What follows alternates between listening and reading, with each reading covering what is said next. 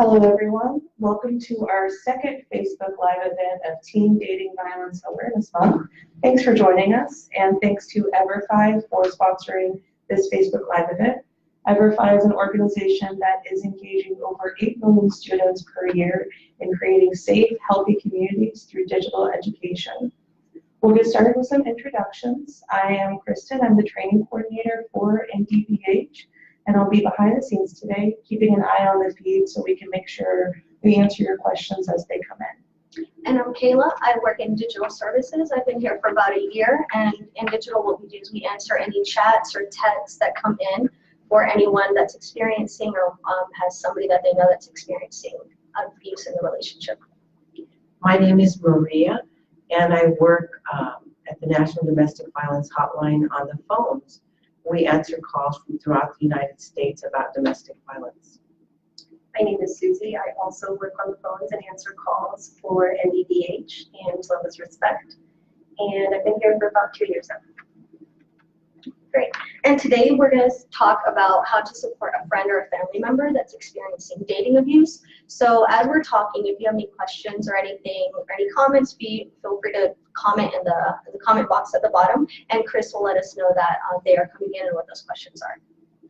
So last week, if you follow our social media, you may already know we posted a poll that asked which of these options is helpful for someone who's experiencing abuse.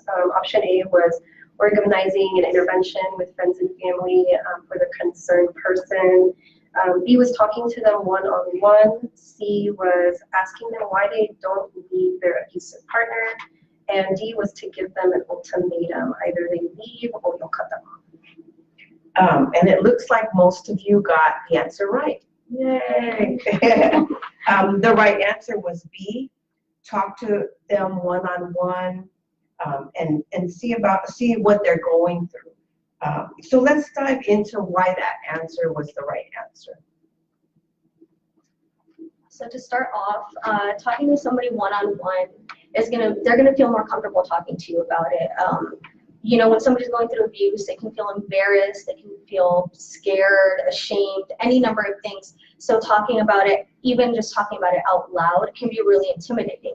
So one-on-one gives them that space, the safe space to be able to talk openly about what's going on, and being non-judgmental is going to be really important in that space as well.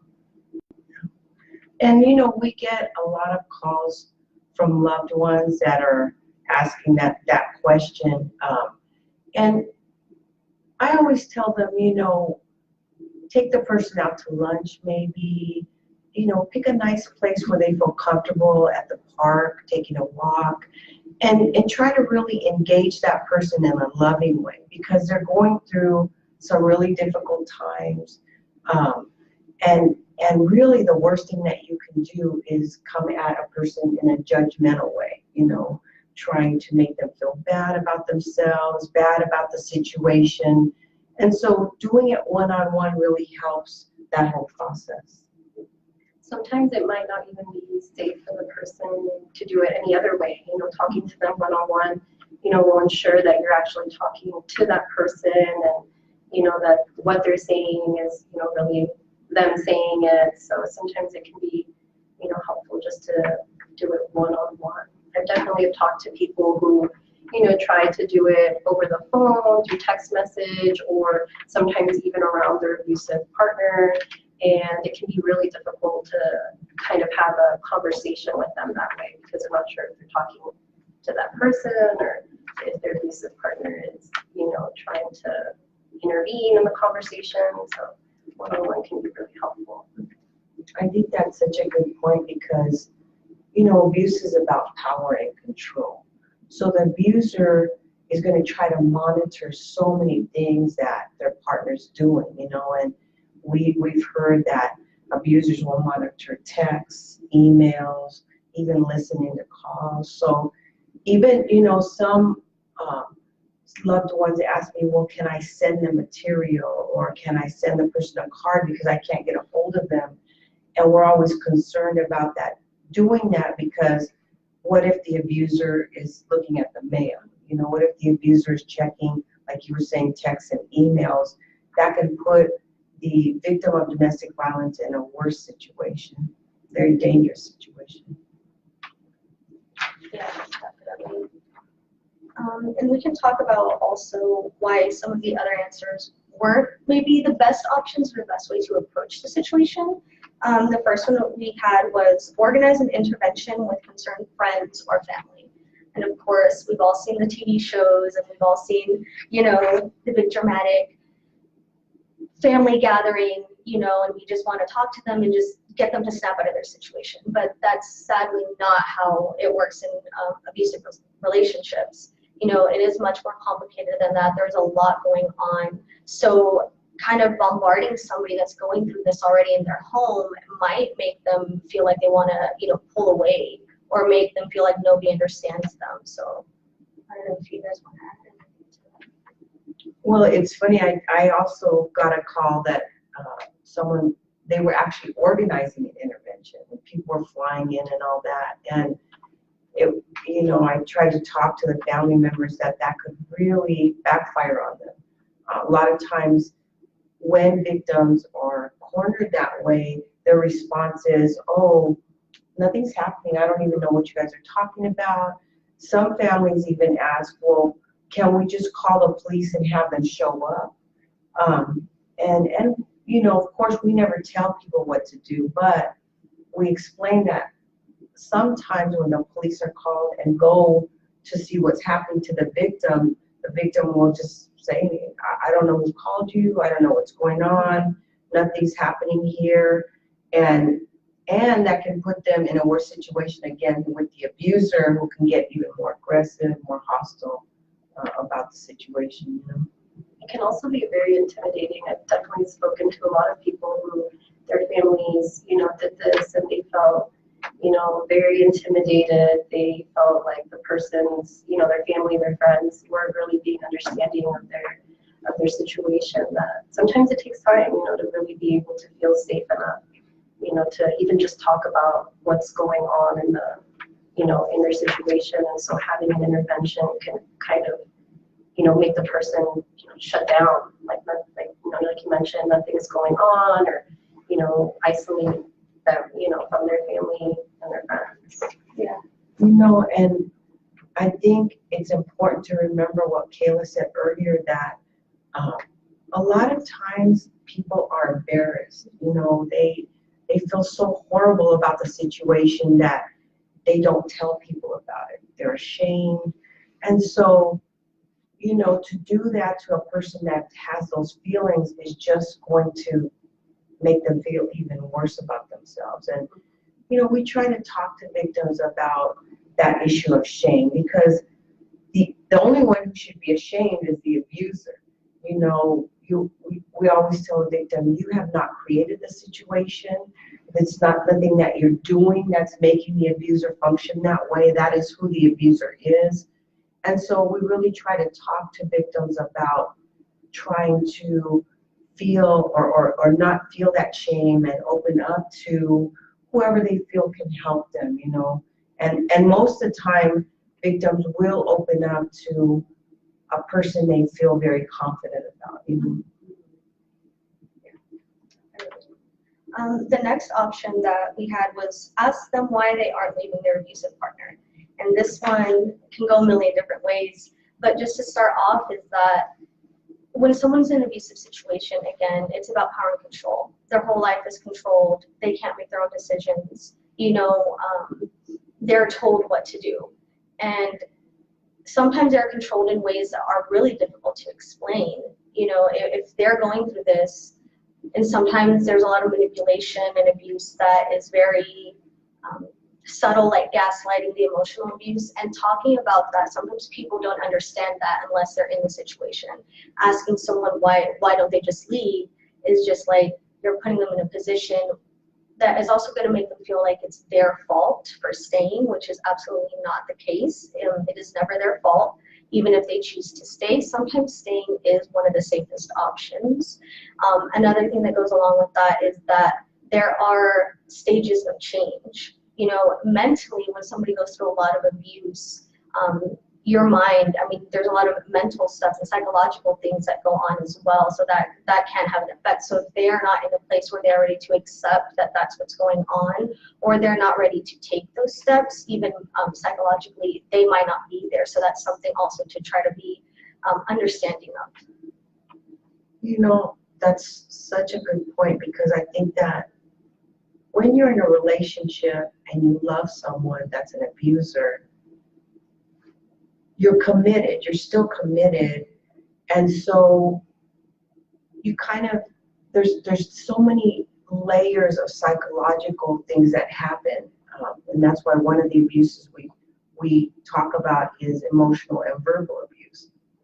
And so when you love someone that's abusive, you still have that hope that they're going to change.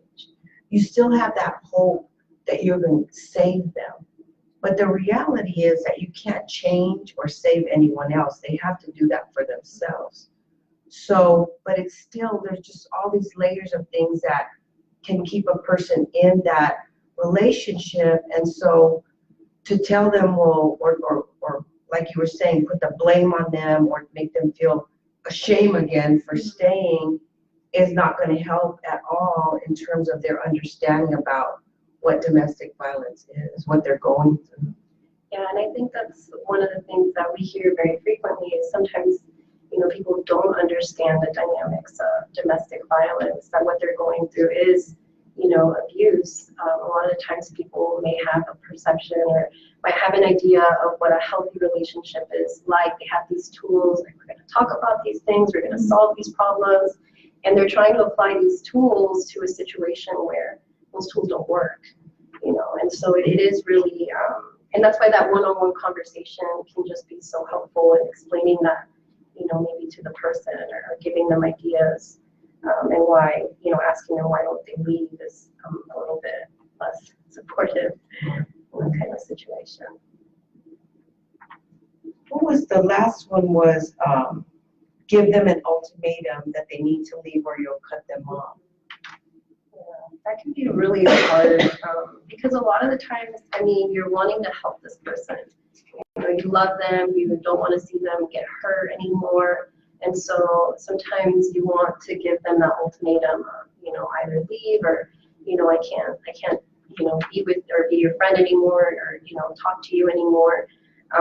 And that can be isolating, you know, to have somebody that maybe you did, you know, tell them this and confidence and privacy, you know, I'm going through this, and then to have, you know, that situation where now it's, you know, I told you this, but now you're going to stop being my friend or stop, you know, talking to me. It can be, you know, really isolating, but it might make it, you know, more difficult for that person to start reaching out again or continue to reach out because they feel like they might be met with, you know, like rejection in a way.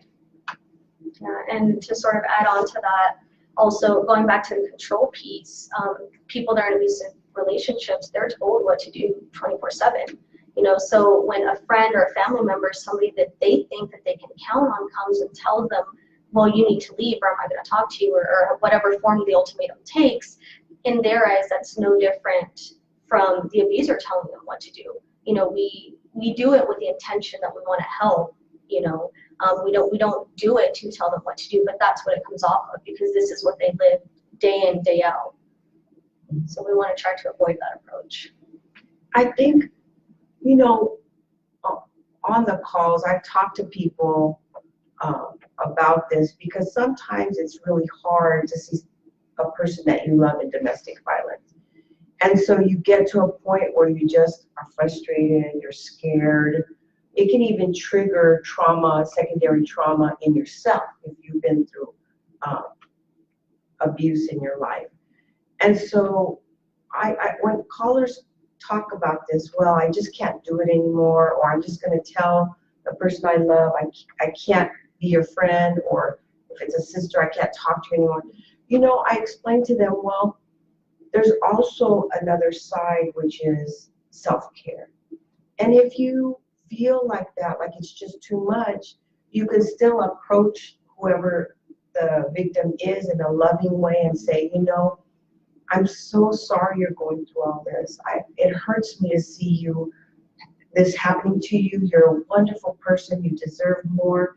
But I can't hear anymore about what's going on. But I want to give you the National Domestic Violence Hotline. I want to give you, resources where you can call and get help, your local domestic violence agency. I want to be here for you to support what you're going through. So you can always try to get them to call us so that you don't have to take all the burden on in terms of discussing what they're going through. And I really like that point of self-care, which is something we don't really talk about.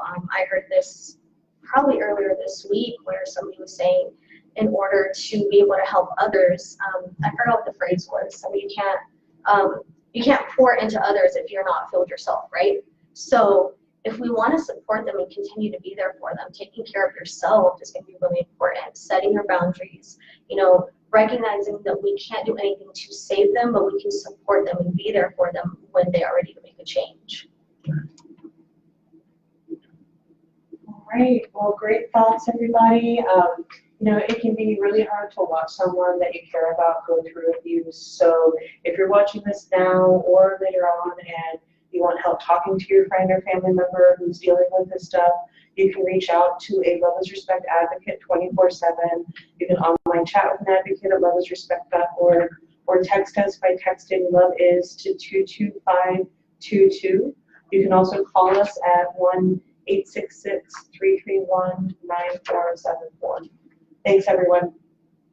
Bye. Fine, thank you.